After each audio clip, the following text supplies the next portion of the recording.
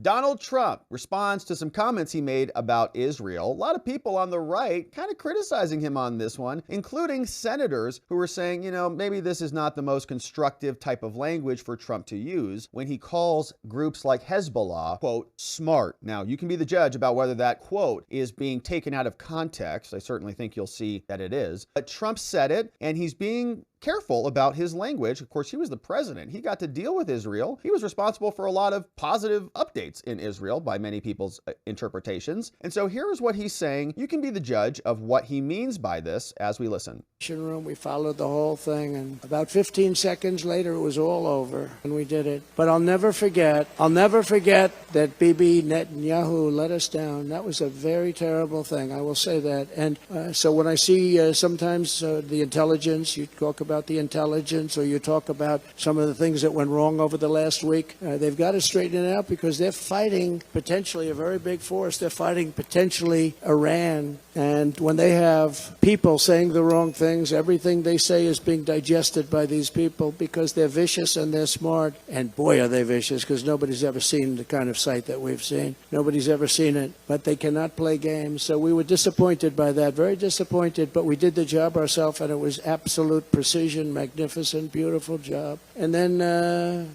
Bibi tried to take credit for it. That wasn't good. That didn't make me feel too good, but that's all right. So they got to strengthen themselves up. All right, so Trump said Hezbollah is smart. Okay, that's the headline. Everybody took that out of context. Now, you can be the judge. Do you think he's sitting there saying that those Hezbollah guys are really smart, man? What they're doing is incredible. What a bunch of geniuses. Or no? Or is he saying, as he said literally, that they're vicious and they're smart, right? And smart, the way I interpret that, it means tactical. It means, actually intelligent. Like, it is a mistake to underestimate your opponent or your enemy, right? Never underestimate the power of your opponent. Didn't Bruce Lee say that or something? It is very important that you don't do that. And that's what he's saying. Right? They're cunning, they're sly, they are crafty. So don't underestimate them, right? They are smart. And apparently they got the jump on a bunch of very intelligent intelligence officials that didn't even know this was happening. So that was his statement. Now, a lot of people flipping out over this. In fact, on Fox News, they are trying to hammer him over this statement. This is what this one guy asked Senator John Thune about over on the network. The free world. That's a former president of the United States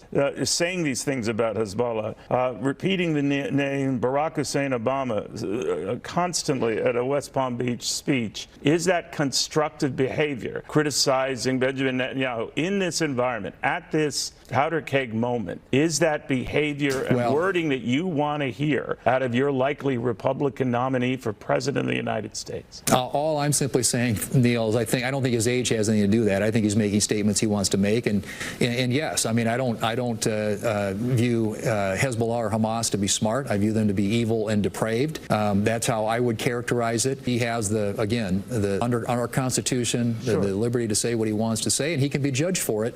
And I think that's what the American people are going to have to do. And they're going to have an opportunity to do that in a presidential election that's coming up ahead of us.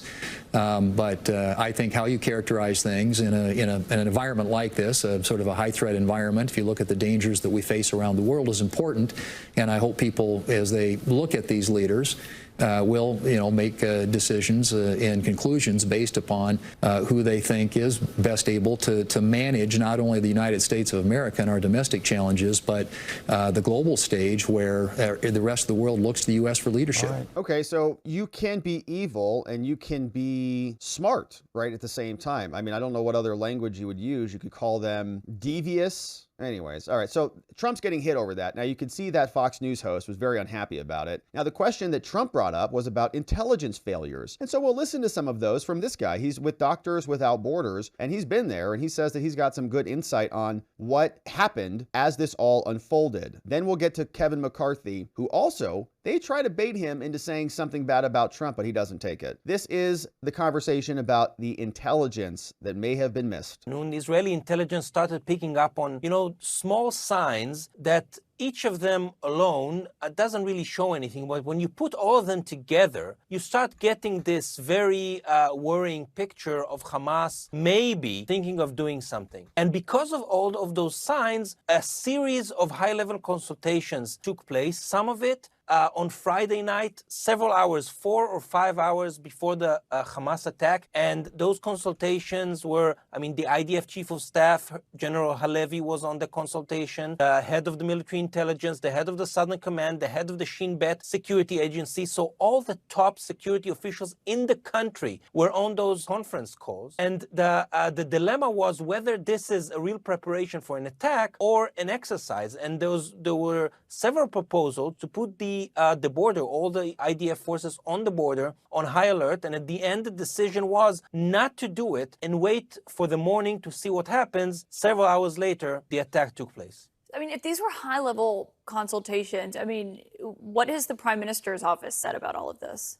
Well, the main question was whether someone updated the Prime Minister or the Minister of Defense. And the truth is, nobody did. Wow. Netanyahu, according to his office, and I have to say, I checked it with several sources, and I think that they're not lying when they're saying it, that Netanyahu got his update at 6:29 a.m. when the rockets were, when Hamas started firing rockets and mortar shells at those villages near the border. And until then, he didn't even know that there was this issue, that there was this intelligence signs that something might be happening. But, at 6:29, it was already too late. That is so striking. And of course, that has been one of the biggest questions that everyone has, given how venerated Israel's security and intelligence apparatus is. But, Barak, I was looking at this, and we were talking about this last night at the end of the show. This is another piece really based on reporting that you had that's highly relevant right now, because you had the reporting when Trump accused Netanyahu of disloyalty. He was mad that he had acknowledged President Biden's win, and he's been criticizing him publicly. He's praising Hezbollah as very smart. He's been going off, and he wasn't praising them. He wasn't praising them like, wow, they're intelligent. I'd like to get them in my administration. I need smart people on my team. Criticizing really the missed intelligence, and that Netanyahu was caught off guard and saying that he was ill-prepared to handle this, essentially. Yes, I think that if anybody was still wondering whether Donald Trump cooled down from the fact that Netanyahu congratulated Joe Biden after he won the elections, he had no other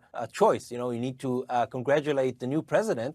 So Donald Trump did not cool down. Not only did he not cool down, it seems that he's even more angry at Netanyahu, and it makes him say, really weird stuff. And I think that a lot of people, that both Netanyahu supporters and Trump supporters, raised eyebrows over those comments that honestly are really mind-boggling. Yeah, and I asked Netanyahu about that, and he if it bothered him, because not only did he accuse him of disloyalty, he also used an expletive to you, saying F him, speaking of Netanyahu. I asked if that bothered him, and he kind of chalked it up to political life, saying things ebb and flow. Of course, that was before Trump was attacking him. What Netanyahu told you, and this was very interesting because it was something that I did not know and nobody knew until he told us to you, that Trump sent him a note congratulating him for winning the elections. So I thought that, Trump was, cooling down. Apparently, he's not. Nope, he's not. So he, I think, is within his right to have comments about what his administration did and about his interactions with other world leaders. But they don't like it because it's right in the middle of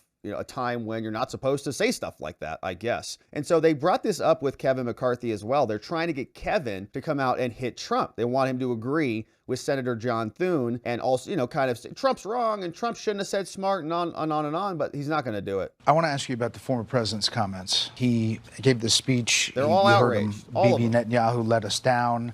He at some point said Hezbollah, they're very smart. In Axios had a quote about Trump and the Israeli prime minister. He said, the first person that congratulated Biden, this is Trump talking, was Bibi Netanyahu, the man I did more for than any other person I dealt with. Bibi could have stayed quiet. He has made a terrible mistake. I have spoken to him since. Expletive him. Do you think this is personal for the former president? What do you make of these comments yesterday? Look, I don't know about these comments because the one thing I've witnessed... But you just heard them. I know, I just heard them, but I've witnessed these two men together. Think about what President Trump accomplished. The Abraham Accords, something we haven't seen in years. I get all Moving- of that, but what about moving the comments embassy. this week, this Look, time, I don't at this moment? Those comments are not the comments that So I've mad. seen him with Bibi, and I've been with the Prime Minister many times, I've been with President Trump, I've been with them together. They have a bond together. So I don't think that is a normal thing what President Trump would say about He it. hasn't talked to him since the election. My point is, at this moment, when Israel's going through what it's going through, does Look, this factor in from the former I president? think at this moment, everybody has to be united.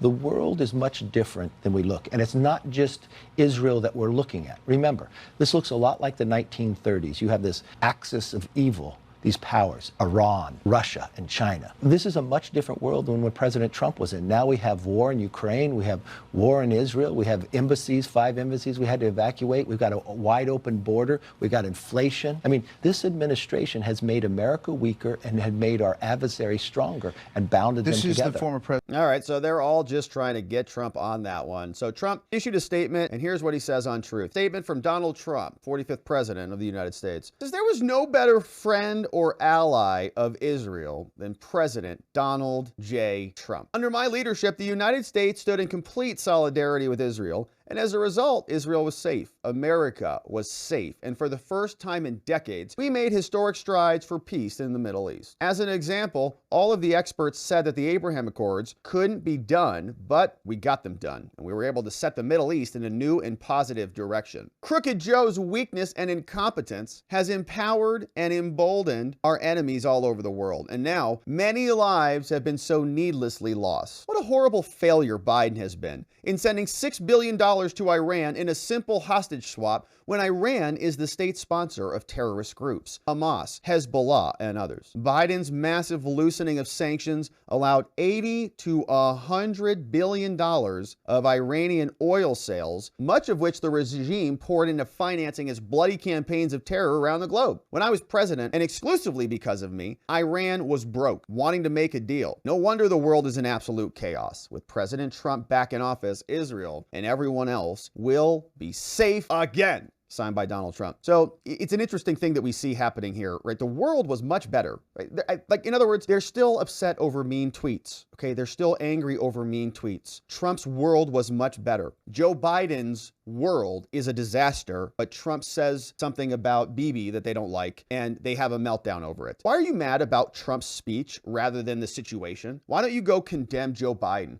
and all of these other people for the actual things that are happening under his watch, rather than blaming Donald Trump for his statements where he's just said the word smart in not a favorable praising way, but they manipulate everything, they take everything out of context and try to spin it for their own ends. But we're not gonna let them do that here.